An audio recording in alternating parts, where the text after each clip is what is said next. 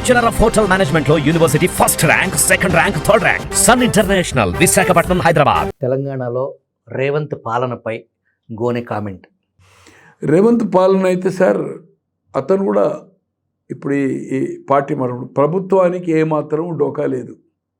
65 clarity ఉంది by election తోటి. ఒక సిపిఐ సభ్యుడు ఉన్నాడు, ఎంఐఎం సపోర్ట్ ఉంది, 66 ఇంటూ 73 ఉంది.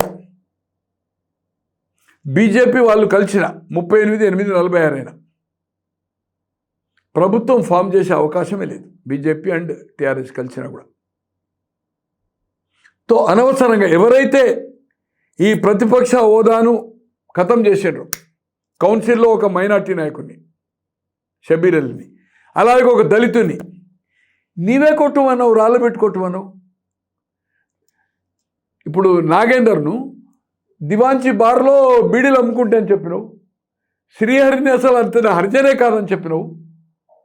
ఇటువంటి వాళ్ళని తీసుకుంటే సార్, మొన్న అందరు తీసుకున్నారు కదా సార్.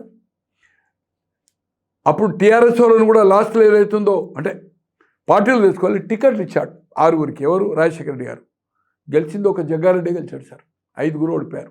ముకుందరెడ్డి, నారాయణ పటేల్, ఇంకెవరు సంథింగ్.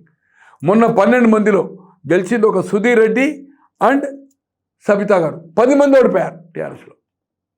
సో ఇది కాంగ్రెస్కి అప్రతిష్ట సార్. మేనిఫెస్టో పెట్టినవు, బుక్ పట్టుకున్నావు, ఈ విధంగా ఏదైతుందో ఈ వీళ్ళు అవసరమే లేదు సార్. ప్రభుత్వం పడిపోయే క్వశ్చనే లేదు సార్. ప్రభుత్వం పడిపోయినాడు నువ్వు చేయొచ్చు కదా.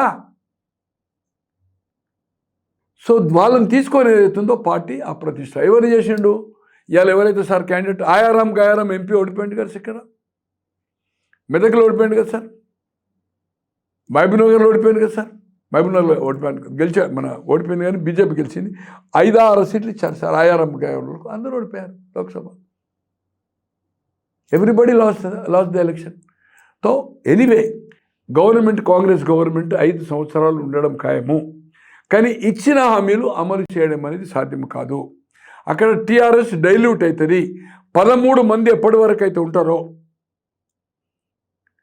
38లో 26 చేరినప్పుడే 2/3 అవుతుంది. కానీ 13 కంటే ఎక్కువ ఉండడం ఖాయము.